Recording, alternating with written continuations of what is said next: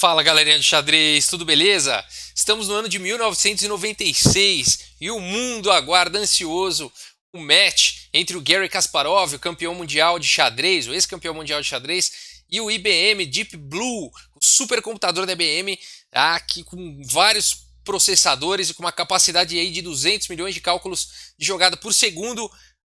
Colocou então em xeque o intelecto da humanidade aí, e aí o mundo então passou a vivenciar esse match, esse confronto entre o homem e a máquina, né?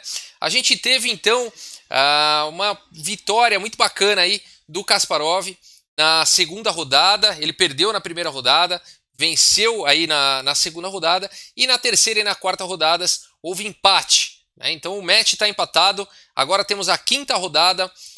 De um total de 6, o Kasparov está com as peças pretas e o Deep Blue começa então com E4. Temos aqui E5, exclama!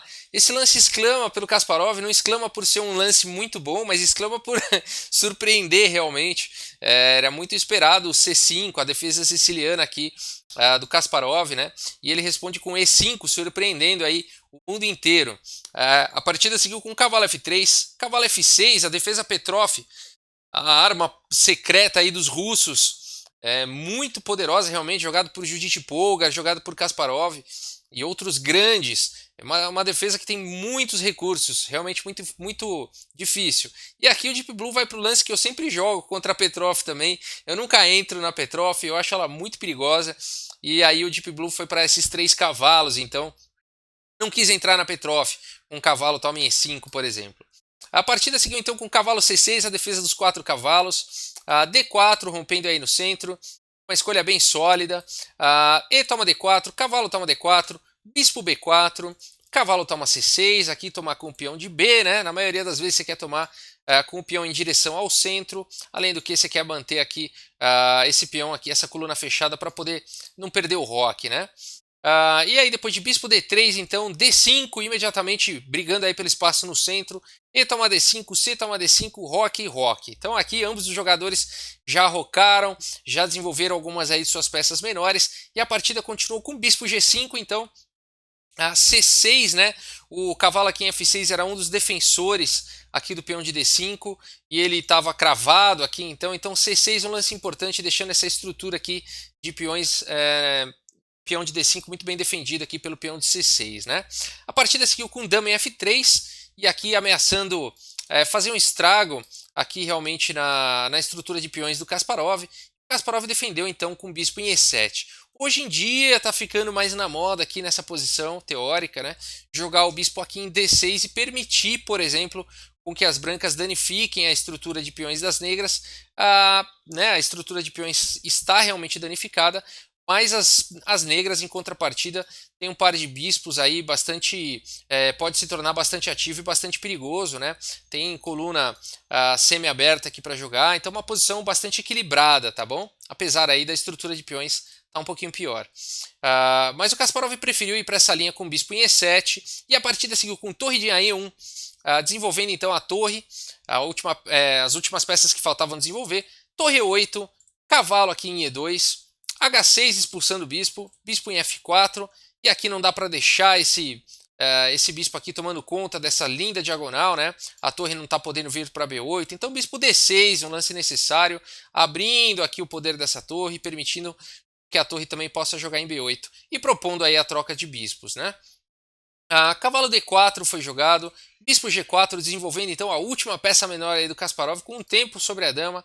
Dama G3 fazendo realmente agora uma pressão aqui em D6, praticamente forçando aí o Kasparov a trocar o bispo. Bispo também F4, dama também F4 e aqui dama B6. O Kasparov vai para um lance bastante ativo, colocando a dama aí nessa coluna semi-aberta.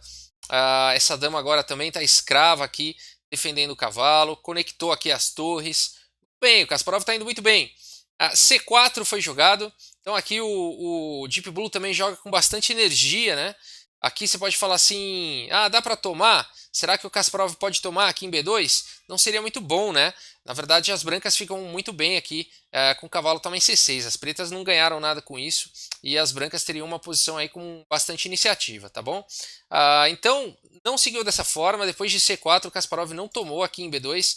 Aí jogou primeiro aqui com bispo D7, agora sim Quem sabe ele está ameaçando lá tomar em B2. E a partida seguiu com C toma em D5, C toma em D5, torre toma aqui em E8, e depois de torre toma em E8 também, dama D2. Dama D2 defendendo aqui o peão de B2, você fala, ué, mas agora o cavalo aqui tá solto, né? Será que o Kasparov ganhou uma peça? Será que o Deep Blue já vacilou assim na partida, né? Claro que não, e ambos os jogadores sabem disso, o Kasparov não pode capturar aqui em D4, o Deep Blue venceria imediatamente, com o bispo aqui em H7 cheque, abrindo aí um descoberto, né? Depois de rei toma aqui em H7, simplesmente dama tomaria em D4 e fim da partida, né? Então, depois de dama em D2, o Kasparov não tomou aqui em D4 e ele seguiu com cavalo em E4, colocando o cavalo numa casa bacana, com um tempo aí sobre a dama. E a partida seguiu com bispo toma em E4, D toma em E4, B3, então aí deixando a dama um pouco mais livre, né? Ela estava escrava defendendo B2 e D4, agora não precisa mais ficar. Aqui os peões estão muito bem protegidos. E aqui o Kasparov jogou torre D8, e propôs o empate então para o Deep Blue. E o Deep Blue, a equipe do Deep Blue analisou a posição e não aceitou o empate do Kasparov, né? Então aqui ele ofereceu esse empate. Na avaliação do Kasparov realmente não tinha muito progresso aqui, né? A posição ela é totalmente equilibrada, as brancas têm uma maioria de peões aqui na ala da dama, mas ele tem uma maioria de peões na ala do rei. Né, apenas poucas peças no tabuleiro, bispo e cavalo, uma torre apenas para cada um, dama. É uma posição completamente equilibrada e na maioria dos casos resulta no empate, né? No entanto, aqui a equipe do Deep Blue não aceitou esse empate, acreditando que talvez a maioria de peões na ala da dama pudesse ser superior, talvez tenha sido essa a justificativa, mas o fato é que a partida continuou, então, a dama C3, e aqui o Kasparov então começa a jogar com energia, ele vai para o que ele tem de melhor, o que ele tem de melhor na posição é a maioria de peões na ala do rei, e ele imediatamente começa um ataque aqui com F5, a torre D1, e aqui bispo em E6 jogado pelo Kasparov, muito importante o Kasparov colocar o bispo aqui nessa diagonal, onde está o rei, né? O bispo ele vai ficar bastante ativo, vai poder vir para F7, para H5, enfim, vai poder jogar, né? E é interessante que o cavalo não pode capturar aqui em E6, senão vai estar tomando checkmate aqui no fundo com torre toma torre, né? E depois a dama cobre, torre toma seria checkmate, tá? Então aí, bispo E6, um lance interessante aqui pelo Kasparov. Dama em E3, de certa forma o cavalo ainda não pode tomar aqui, ainda está caindo a torre, né? Mas é uma casa mais central aí, dama em E3. A partida seguiu com o bispo em F7, não porque esse bispo estivesse ameaçado, mas simplesmente porque o Kasparov acha mais sólido deixar esse bispo aqui em F7. Dama C3, e me parece então que o Deep Blue não está conseguindo encontrar os lances, né? Ele veio com a dama já estava em C3, veio para E3, veio para C3 de novo. Teria sido melhor aceitar o empate do que ficar dando lance pro Kasparov, né? E aí o Kasparov não é bobo nem nada e vai tirar proveito disso. Falou, opa, peraí, ele não tá achando um plano, tá deixando eu expandir, né? O conceito, e aí entra a questão do ser humano e da máquina, né? O princípio, os livros, né, mandariam as brancas estarem expandindo aqui com esses peões aqui na ala da dama, ao passo que as pretas estariam expandindo na ala do rei, e com isso poderia se ter um equilíbrio da posição, né? Mas o Deep Blue não está tirando proveito dessa maioria de peões da ala da dama e o Kasparov está aproveitando, né?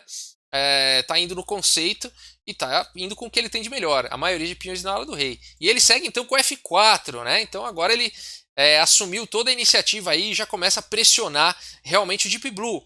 A torre D2 foi jogado, dama em F6, esse cavalo agora está cravado, a torre também está na mesma coluna aqui, uma posição interessante já. A G3 foi jogado, torre aqui em D5, esse lance também permite com que essa torre possa ter mais opções de jogada nessa horizontal, na quarta horizontal. A3 foi jogado, parece que realmente o Deep Blue não consegue encontrar um plano, não consegue encontrar os lances. Agora já é tarde, né? Um avanço tímido aqui de A3, realmente não parece ser a estratégia correta nessa posição.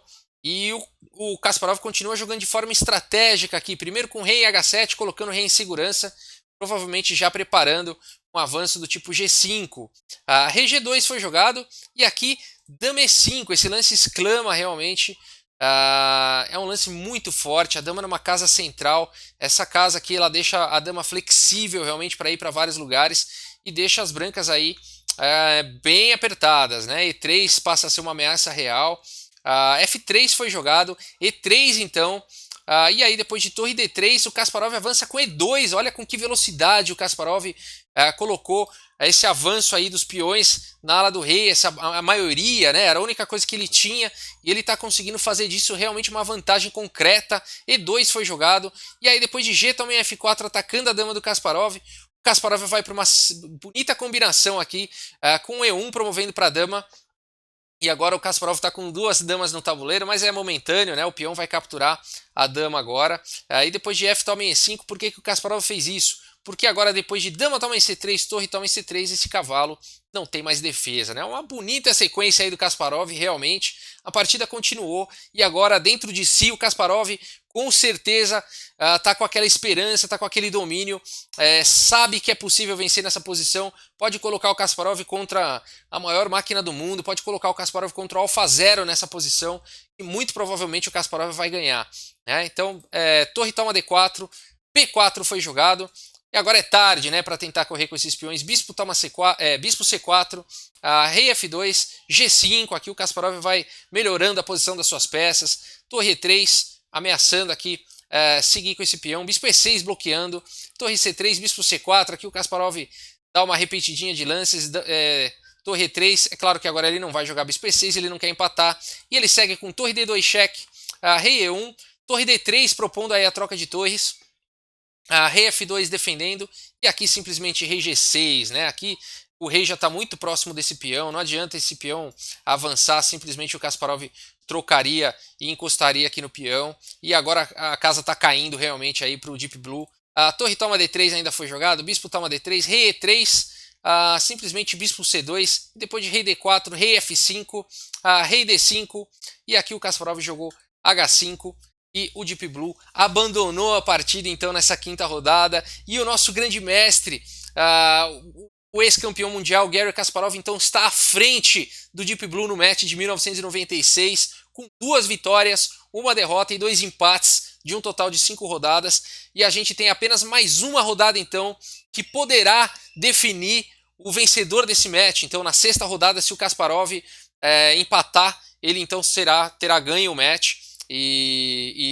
Então para ele o empate é suficiente para garantir o título, né? O título para garantir a vitória, né, do match. E o Deep Blue então jogará a sexta rodada com a obrigação da vitória para poder empatar o match e partir para um desempate, um possível desempate, né? Essa posição aqui você pode estar se perguntando por que abandonou, né? Aqui não dá para seguir se tentar aqui jogar com E6. Bom, você pode jogar, vários lances são possíveis aqui, existem várias linhas vencedoras. Bispo em A4 é suficiente para atrasar bastante aqui as negras. Se elas seguirem, por exemplo, aqui com o rei D6, bom, várias linhas são possíveis. A6, por exemplo, pode seguir também com energia aqui com H4. Por exemplo, vamos ilustrar aqui com H4, E7, né? Mas ainda a branca vai precisar de muitos lances para tentar promover esse peão. Dá para se jogar aqui com rei F4 tranquilamente. E aí depois de, por exemplo, aqui rei em C7, rei toma em F3, mas agora rei D8 e agora eu vou promover e o Kasparov vai perder o bispo, mas é tarde demais, né? G4, e aí depois da promoção, bispo toma, rei toma, e aí o Kasparov vai fazer a dama na frente, tá bom? É uma posição completamente vencedora aqui pro Kasparov, tá? Então por isso aí que depois de H5, o Deep Blue abandonou, tá bom? Legal, né, gente? O Kasparov é à frente e vamos ver o que nos espera, então, o que a humanidade, né, vai ter como destino na sexta rodada do próximo vídeo. Muito obrigado mais uma vez pela audiência, um grande abraço para vocês e até a próxima, gente. Valeu!